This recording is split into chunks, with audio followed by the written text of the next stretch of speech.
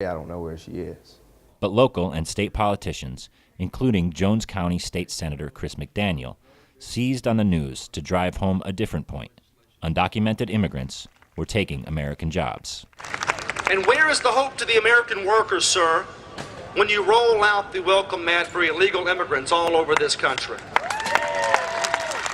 Barbara Davenport, who works at a local funeral home, has been active in trying to bring Laurel's Black and Latino communities together since the raid. At that time, and I don't think it's changed a whole lot, it's sort of a hostile relationship. There's not a lot of reaching out between the two races. And I really don't know. I think that's from a lack of understanding. I think blacks thought the Latinos that came in and taken jobs that possibly they could have gotten. It hasn't helped that the U.S. recession came on the heels of the Howard raid. Laurel, always poor, continues to bleed jobs and people. Outside a Latino market, some 20 months after the raid, Howard employees gossip about layoff rumors. Are they? When? They say about 200 people. Oh my God, really? That's what they say. Were they going to do a layoff? They say he's going to lay off some 200 people from Howard's. From Howard? Yeah. It's been slow, man. That business, you know, we used to work 48, 60 hours, and now I think the production is coming down, so I guess they cutting a lot of people off. In Jackson, the state capital, a couple hours north of Laurel, the Mississippi Immigrant Rights Alliance, or MIRA, is led by husband and wife team Bill Chandler and Patricia Ice. MIRA lobbies against anti-immigrant legislation and works to build interracial bonds. Chandler believes immigration poses a direct challenge to the state's historically white and conservative political class. I think they have discovered, which we saw initially when we started MIRA, and that was the changing demographics in Mississippi and what it means to the future of Mississippi politics. And without interruption, since Reconstruction, we've had an oligarchy here that has been running the state. I mean, without question, that's what it is. A white supremacist, very corporate connected, money connected, greedy oligarchy.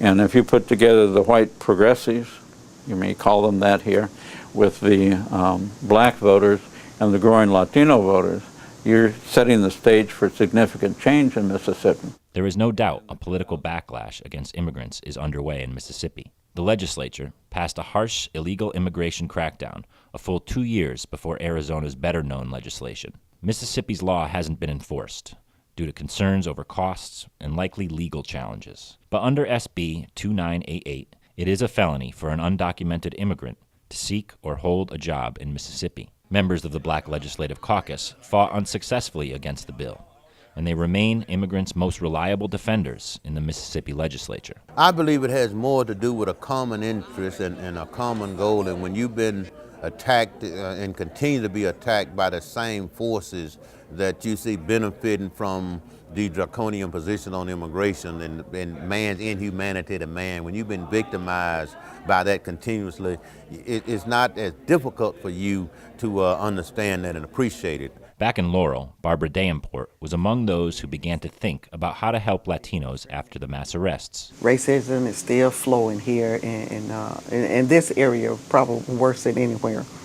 The Latinos are going through the same thing. They're used and discriminated by whites, and we went through that same struggle. But the language barrier complicates relations. When neither side can understand the other, suspicion or even resentment can take root. Local immigrant advocate Alyssa Reyes often finds herself giving impromptu history lessons to fellow immigrants. Porque fue una raza muy marginada, demasiado explotada. A lo mejor nosotros ahorita como latinos también nos explotan, ¿verdad? Pero como que tenemos un poquito más de derecho y de poder brincarle cuando ya te está doliendo el fregadazo, ¿no? Pero ellos no podían. During one of our trips to Laurel, we introduced members of the immigrant and black communities to one another. Over a kitchen table, with translation help, the two groups explored common ground. And then we had that communication gap. We're not able to communicate. That's a problem for us too. Somos humanos. Y por la sangre de ella corre sangre roja y por la mía también y por la de todos. Ya hasta comen picante también ellos, fíjate. Ya los acostumbramos a comer chile. You all like spicy food. Yeah. Love it. Laurel's clergy also encourages interethnic bonds. One of Laurel's Spanish-speaking priests, says he works for the integration of Latinos, but he believes immigrants also need to work harder to become a part of Laurel. Mexican community or the Hispanic community is where you find the resistance. Not because they don't want to, but they see the limit of language, the limit of adjusting to the culture and everything that the culture involves. Other bilingual clerics also play a vital role linking immigrants and the wider community. Pastor Robert Velez leads the Iglesia Cristiana Peniel. What percentage of your faithful here do you think are undocumented? Oh, let's just safely say about 90%, if not 95%. Regardless of their immigration status, Latinos, young and old, are putting down roots in Laurel. On weekends, immigrant women organize soccer matches. Husbands, boyfriends, and children watch from the sidelines. These are soccer moms in a literal sense. You know, there's a lot of women that have to work, have kids, go to school, go to Walmart, go to laundry, go do things, cooking for the husband and all that. But yeah, it's kind of, we try to make two teams today. Laurel's young people will come of age in a multicultural context unlike anything experienced by their parents. We don't see anything wrong with having a white girlfriend or an Hispanic girlfriend, but the parents, the grandparents, the aunties, the uncles, they do.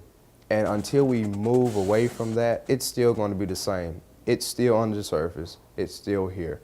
The South is still the South. Most immigrants live well apart from Laurel's mainstream, isolated by language and fear. At home, they draw their curtains. At work, they keep their heads down. Yet, despite recession, deportations, and raids, many remain. Aquí ya se trata de trabajo, ¿no? Digamos que donde tengas trabajo es donde tú vas a ir. Aquí no buscas que porque esté tan bonito, tan bello. Aquí es el trabajo, lo que preocupa más es el trabajo, porque de ahí mi familia come, se viste y si es posible, pues, un poquito que se manda para México. At the football game, a young band member was one of only a few Latinos present, but it seemed to us his trumpet carried a far-reaching message for Mississippi. We are here to stay.